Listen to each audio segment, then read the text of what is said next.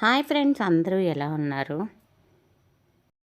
పప్పులో నానపెట్టకుండా అప్పటికప్పుడు easy breakfast recipe అనమాట. ముందుగా ఒక మిక్సీ జార్లో బంగాళదుంపలు తీసుకున్నాను. సన్నగా కట్ చేసుకొని ఇది మెత్తగా ఫైన్ పేస్ట్ చేసుకోవాలి.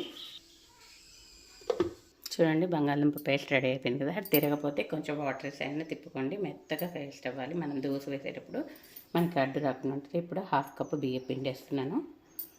ఒక హాఫ్ కప్పు శనగపిండి వేస్తున్నాను. ఈ రెండు వేసేసి ఒకసారి తిప్పేసుకుందాము. ఒక హాఫ్ కప్ అండి పెరుగు వేసుకుందాము. ఇంకా దీంట్లో ఏం అక్కర్లేదండి. కావాలంటే కొంచెం వాటర్ యాడ్ చేసేసి మిక్సీ తిప్పేసుకోవచ్చు. చాలా ఈజీగా వస్తుంది. మనం అప్పటికప్పుడు పిల్లలకి మార్నింగ్ ఏం చేయాలో తెలియనప్పుడు ఇలా చేసుకుంటే చాలా బాగుంటుంది టేస్టీగా. మనం దీంట్లోనే కొంచెం ఉప్పు కూడా వేసేసుకొని తిప్పేసుకుందాం. ఒక పచ్చిమిర్చి వేసేసుకొని ఇవన్నీ కూడా బాగా కలిసేటట్టు మిక్సీ తిప్పేసుకుందాము. చూడండి, మనకి బ్యాటరీ ఇలా రెడీ అయింది. ఒక బౌల్లోకి తీసేసేసుకుందాం.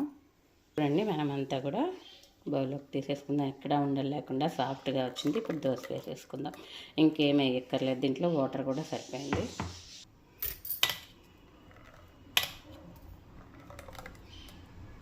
చూడండి, పెనం కాలిపోయింది. మనం ముందుగా కొంచెం ఆయిల్ వేసుకొని స్ప్రెడ్ చేస్తున్నాం. ఇప్పుడు దోశ వేస్తున్నాం.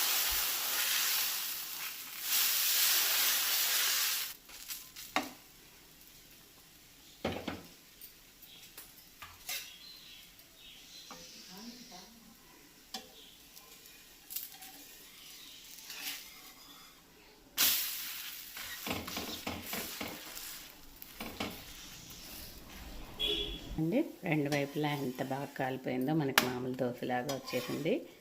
ఏమీ లేనప్పుడు ఇలా చేసేసుకుంటే 10 నిమిషాల్లో దోశ బ్యాటర్ రెడీ అవుతుంది.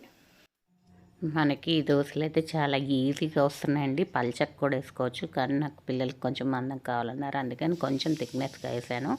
అసలు దీంట్లో బంగాళదుంప వేసినట్టు కూడా తెలియదు. చాలా ఈజీ రెసిపీ అనమాట. ఇంట్లో అన్నీ ఉంటాయి. పొటాటో, శనగపిండి, బియ్యపిండి ఎప్పుడు ఉంటుందండి. మామూలుగా అన్నీ కూడా మామూలు దోశలాగా వేసుకొని రెండు వైపులా కాల్చుకొని తీసేసుకోవాలి. ఎగ్తో కూడా చేశాను చూడండి. ఓకే.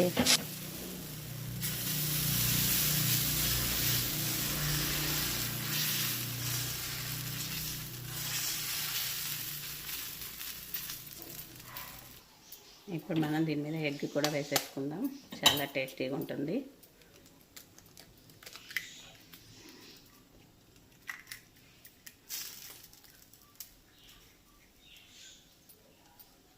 చూడండి, ఎంతో ఈజీగా అప్పటికప్పుడే చేసుకునే దోశ చట్నీ అండి. పల్లి చట్నీ కాంబినేషన్ సూపర్గా ఉంటుంది. మీరు కూడా ఖచ్చితంగా ట్రై చేయండి. Okay friends, like, share, subscribe to Polishetty sisters. Bye bye.